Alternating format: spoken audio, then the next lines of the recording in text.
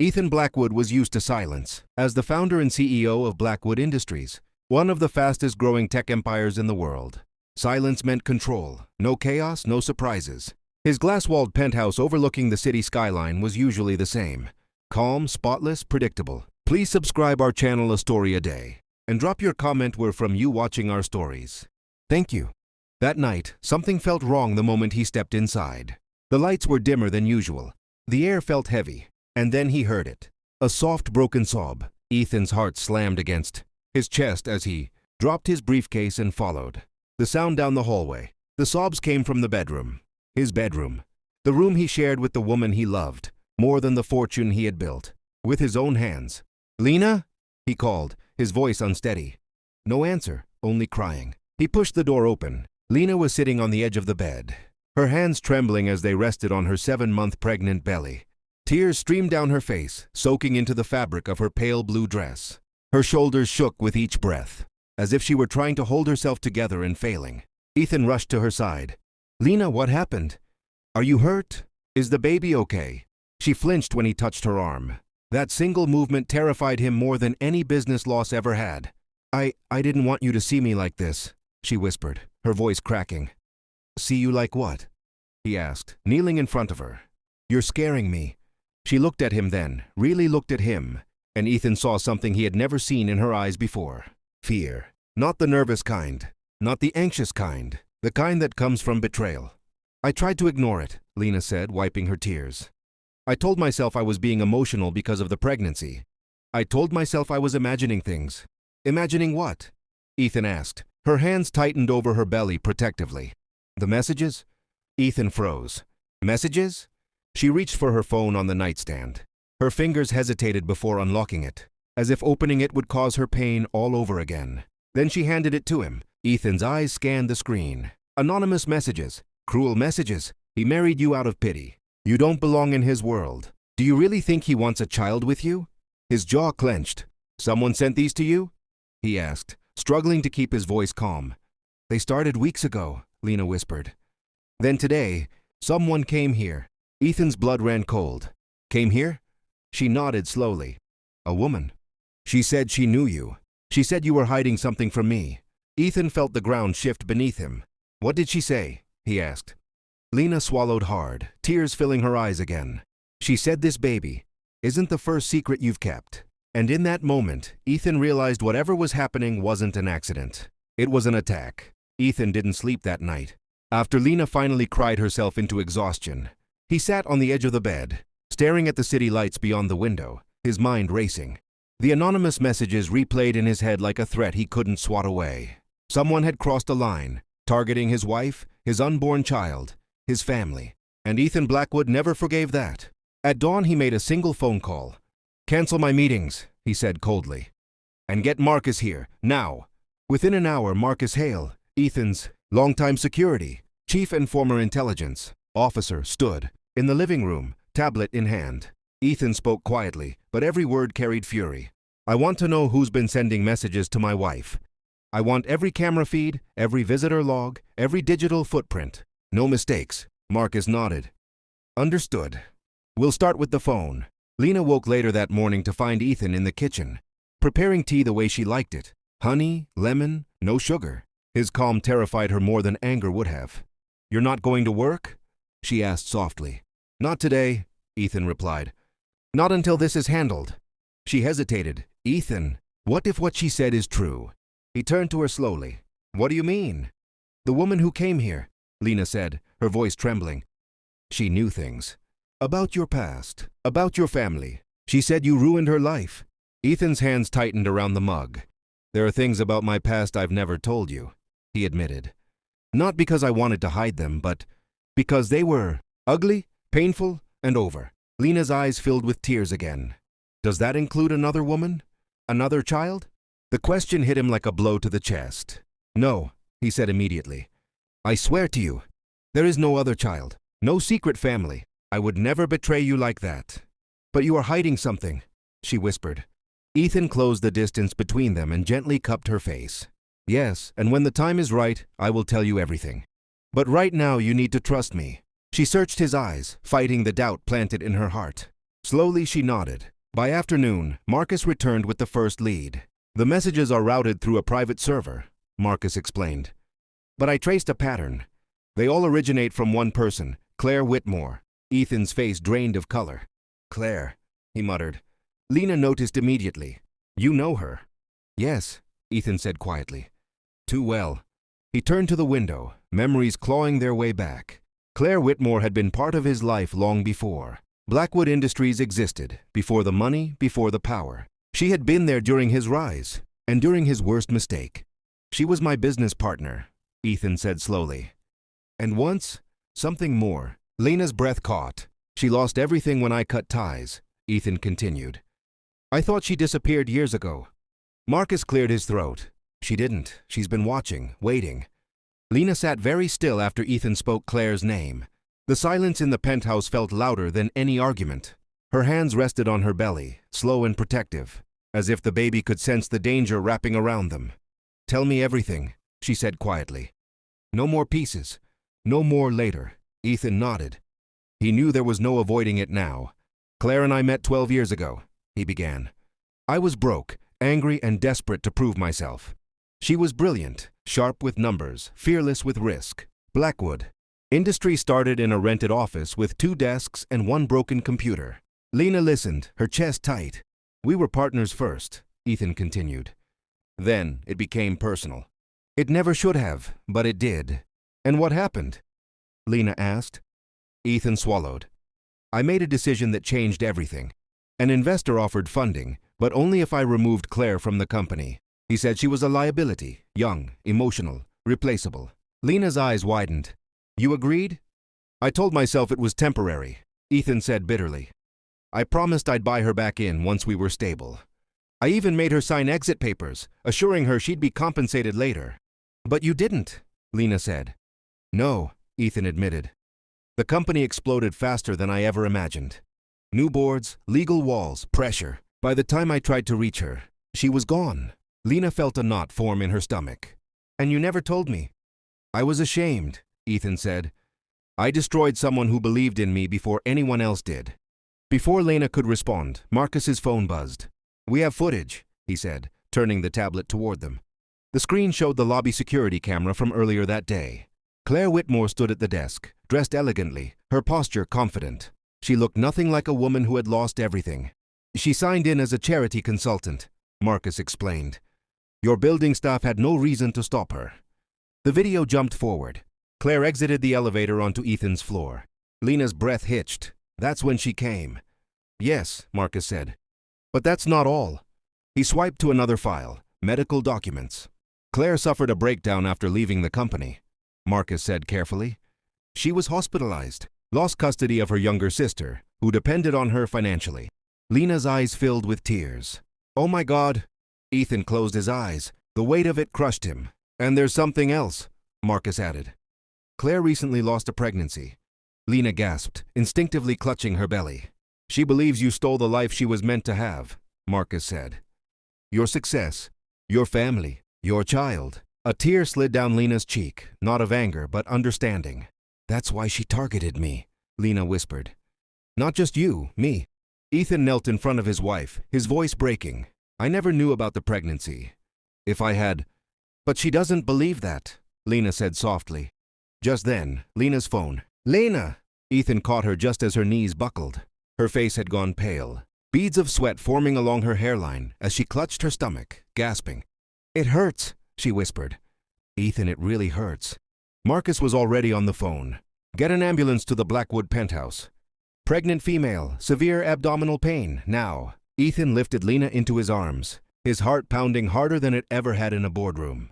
He carried her to the bed, lowering her carefully as she cried out again, pain rippling through her body. I'm here, he said, brushing her hair back. Stay with me, please. Tears streamed down her cheeks. What if something happens to the baby? Ethan swallowed the lump in his throat. Nothing is going to happen. I promise. But fear gnawed at him. Fear that this wasn't random. Fear that Claire had found a way to hurt them without ever touching them. Minutes later, paramedics rushed in, their movements swift and practiced. One checked Lena's vitals while the other asked questions. Any recent stress? The paramedic asked. Ethan let out a bitter laugh. Yes, Lena was placed on a stretcher and wheeled toward the elevator. As the doors closed, Ethan caught a glimpse of his reflection in the mirrored wall, powerless, terrified, human. At the hospital, time stretched painfully. Doctors examined Lena, monitors beeping softly as they checked the baby's heartbeat. Ethan stood frozen, his hand gripping hers so tightly his knuckles turned white. Finally, a doctor turned to him. "She's experiencing premature contractions brought on by extreme stress. The baby is stable, for now." "For now?" Ethan repeated hoarsely. "We've stopped the contractions," the doctor said. "But she needs absolute calm. No shocks, no fear." Ethan nodded. "Whatever it takes." Later, as Lena slept under mild sedation, Ethan stepped into the hallway with Marcus. "This ends today," Ethan said quietly. "I don't care what it costs." Marcus hesitated. "There's something you need to see first." He handed Ethan his phone. A news article filled the screen. Blackwood Industries faces fraud allegations. Whistleblower comes forward. Ethan's chest tightened. "Whistleblower?" "Claire," Marcus said. "She's accusing you of forcing her out and stealing proprietary work. If this goes public, it could destroy the company." Ethan's jaw hardened. "That's what she wants. To take everything." Marcus nodded. "And she's escalating." The timing of the message, Lena's stress, it's psychological warfare. Ethan looked back through the glass at his sleeping wife. "She wants me to suffer," he said. "Fine, but she crossed the line when she touched my family." Marcus lowered his voice. "What's the plan?" Ethan straightened. The billionaire strategist returning, but this time fueled by love, not greed. "I'm not going to crush her," he said. "I'm going to expose the truth. All of it, my mistakes included." Marcus frowned. "That could hurt you." Ethan stared at the photo until the screen dimmed. Claire's smile wasn't wild or unhinged. It was calm, deliberate. The kind of smile that said she was enjoying every second of this. His hands trembled with a mix of rage and guilt. For the first time in years, Ethan Blackwood felt hunted. "She's here," he said quietly to Marcus. Marcus nodded. "I'll double security. No one gets near Lena without clearance." Ethan slipped the phone into his pocket and returned to Lena's room. She was awake now, her eyes heavy but alert. The steady rhythm of the baby's heartbeat echoing softly from the monitor. "You left," she murmured. "I was right outside," Ethan said, sitting beside her. He took her hand gently. "I'm sorry." "For what?" Lena asked. "For the choices I made before I met you," he said. "And for the consequences you're paying for now." Lena was silent for a moment. Then she said, "Claire is hurting, deeply." "Yes," Ethan agreed. "But she's letting that pain turn into something dangerous." Lena turned her face toward him. "Then don't fight her with more pain." Her words stopped him. "I know you," she continued softly. "You could destroy her legally, financially. But that won't save us. And it won't stop her." Ethan exhaled slowly. "Then what will?" "The truth," Lena said. "And accountability." Before he could answer, the door opened and a nurse stepped in. "Mr. Blackwood, there's a woman at the front desk asking for you. She says her name is Claire Whitmore." Ethan stood instantly. "No, she's not to come near my wife." "She's calm," the nurse said hesitantly. "And she says she has information about the baby." Lena's fingers tightened around Ethan's hand. "Let me see her," she said. "Lena." "She won't stop until she feels heard," Lena whispered. "I'm tired of running." After a tense pause, Ethan nodded. 5 minutes. "And security stays." Claire entered the room moments later. Up close, Lena could see the cracks. Beneath her polished exterior, dark. Circles under her eyes. A tightness around her mouth that spoke of years of swallowed anger. "So," Claire said, her gaze settling on Lena's belly. "This is what he chose." Lena met her eyes. "No, this is who he loves." Claire laughed softly. "Love didn't stop him from ruining me." Ethan stepped forward. "I made mistakes. I won't deny that. But threatening my wife and child, I never touched her," Claire snapped. "Stress did, fear did. The same things I lived with while you built an empire." Lena spoke before Ethan could. "You lost a baby," she said gently. Claire froze. "How do you know that?" she whispered. "Because I felt your anger," Lena said. "And your grief." Tears welled in Claire's eyes, fury battling sorrow. "He stole everything from me," she said. "My future. My family." Ethan's voice broke. "Then let me give something back." Silence filled the room. Claire looked at him, truly looked at him, for the first time in years. "What?" Claire didn't answer right away. She stood there, arms crossed tightly, as if holding herself together. Years of resentment pressed against the fragile offer Ethan had just made. The room felt charged, every breath heavy with what might come next. "You think an apology fixes everything?" Claire said finally, her voice sharp but tired. "You think telling the world you were wrong gives me back my life?" "No," Ethan said honestly. "But I think it's a start." Lena shifted carefully in the hospital bed. "What do you really want, Claire?" she asked. Claire's eyes flicked to her, irritation flaring. "You wouldn't understand." "Try me," Lena said softly. "I'm carrying a child who almost paid the price for all this pain.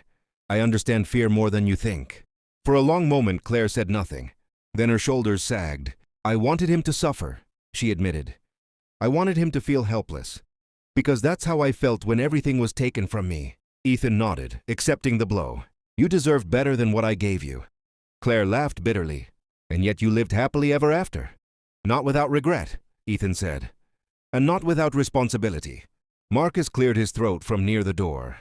"Claire, if you continue this path, harassment, intimidation, the law will come down hard." Claire shot him a look. "I know. That's why I came." Ethan frowned. "What do you mean?" She reached into her purse and pulled out a flash drive, setting it on the table between them.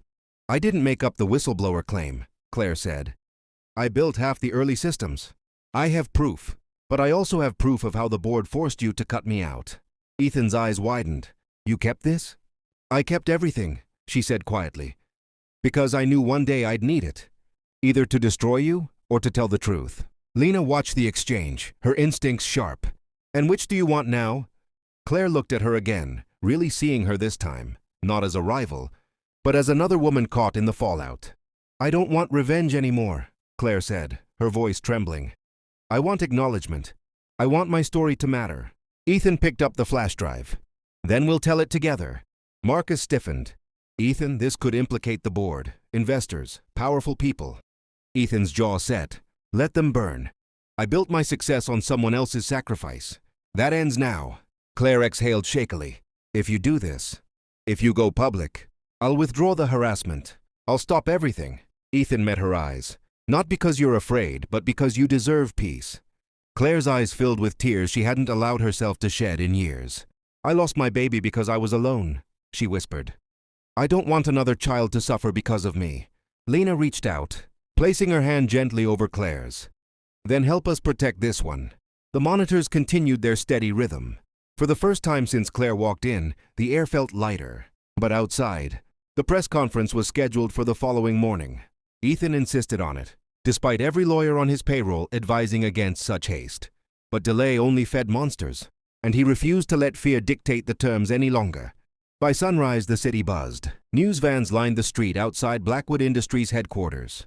Reporters whispered theories into microphones. Inside, Ethan stood in a private conference room, staring at his reflection in the glass wall.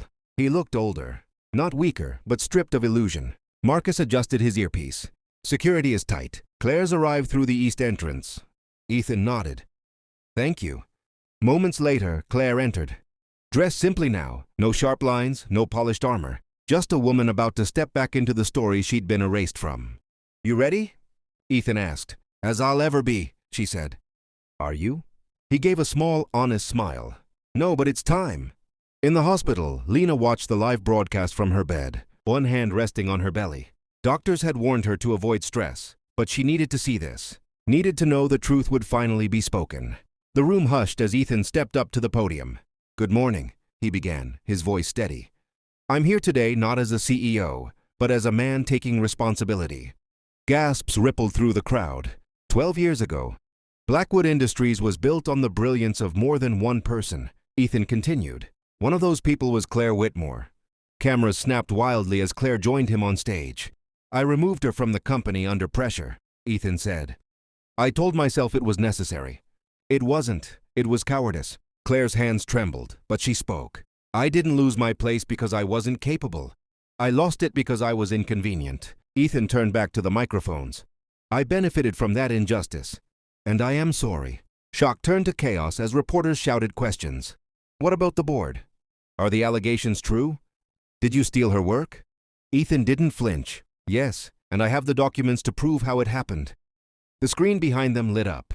Contracts, emails, signatures. In the hospital, Lena let out a shaky breath as tears streamed down her face, not of fear, but relief. At the podium, Claire finished, her voice breaking.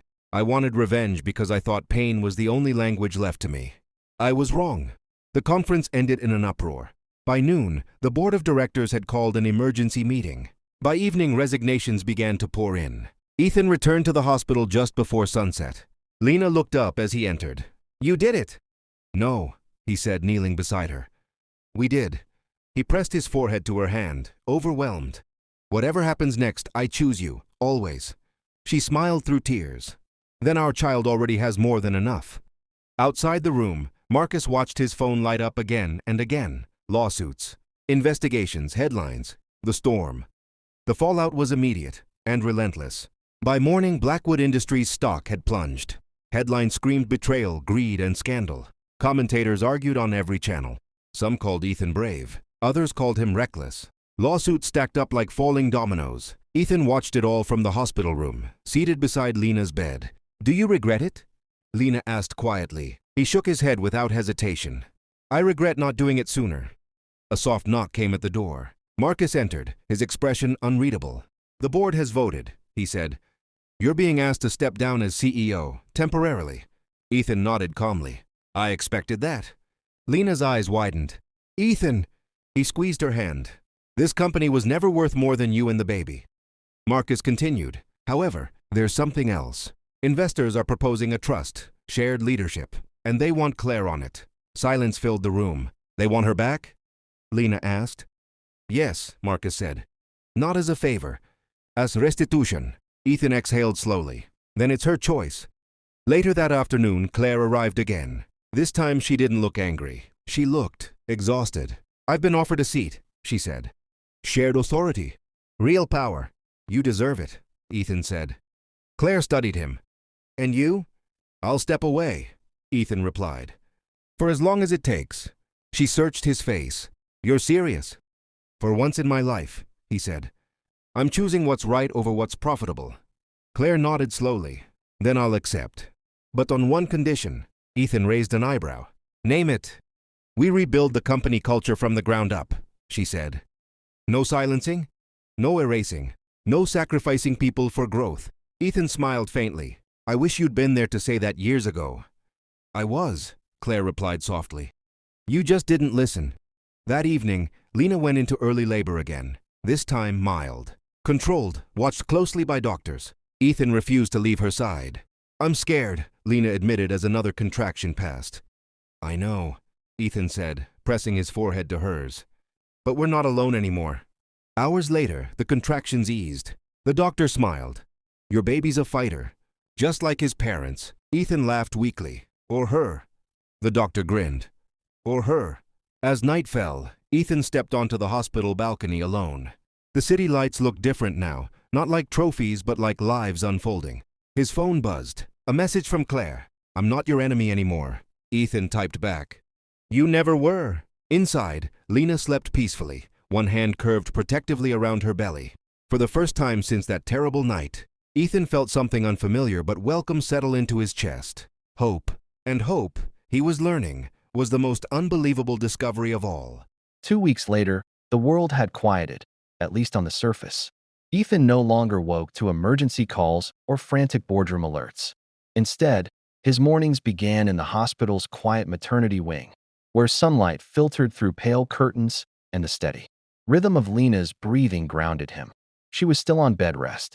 Promise me something, Lena said one morning as Ethan helped adjust her pillows. Anything. When all this is over. Don't rush back to being who you were. He smiled gently. I don't think I can. Outside the hospital, the investigation into Blackwood Industries deepened. Former board members were subpoenaed. Emails leaked. Claire, now officially reinstated as co-chair of the company trust, handled the media with calm authority. For the first time, her voice was being heard without distortion. One afternoon, she visited Lena alone. I wasn't sure you'd want to see me, Claire said, standing awkwardly near the door. Lena gestured to the chair. Sit. Please. Claire did, hands folded tightly. I wanted to apologize. Not for telling the truth, but for how I hurt you. Lena nodded. You scared me. I know. Claire whispered. I let my pain spill onto you. After a pause, Lena said, if you hadn't done what you did, Ethan might never have faced what he needed to face. Claire looked up, surprised. I don't forgive everything, Lena continued honestly. But I understand. Tears slipped down Claire's cheeks. That's more than I expected. They sat in silence, two women bound by the same man's past, choosing something different for the future. That night, Ethan received a call he hadn't expected. Mr. Blackwood, the doctor said calmly. Lena's labor has progressed. It's time. Ethan's breath caught. Is the baby? The baby is ready, the doctor said. So are we. Ours blurred together. Ethan held Lena's hand through every contraction, whispering encouragement, fear, and love into her ear. She was exhausted, but unbreakable. When the final push came, time seemed to stop. And then, a cry.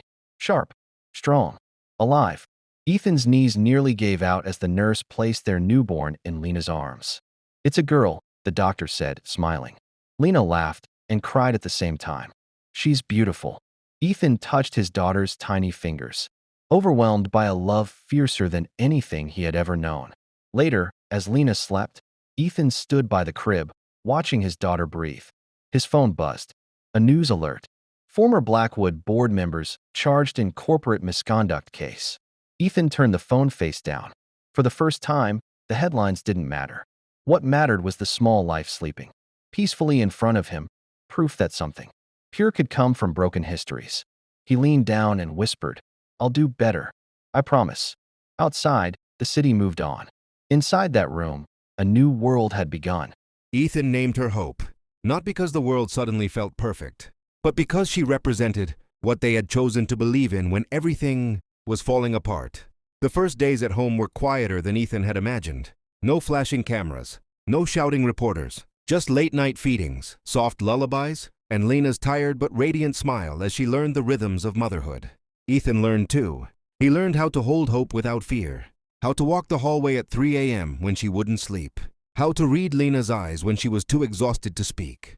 You're different, Lena told him one evening as they sat together on the couch, Hope sleeping between them, lighter. I lost something heavy, Ethan replied, and found something better. At Blackwood Industries, the transformation Claire demanded was underway.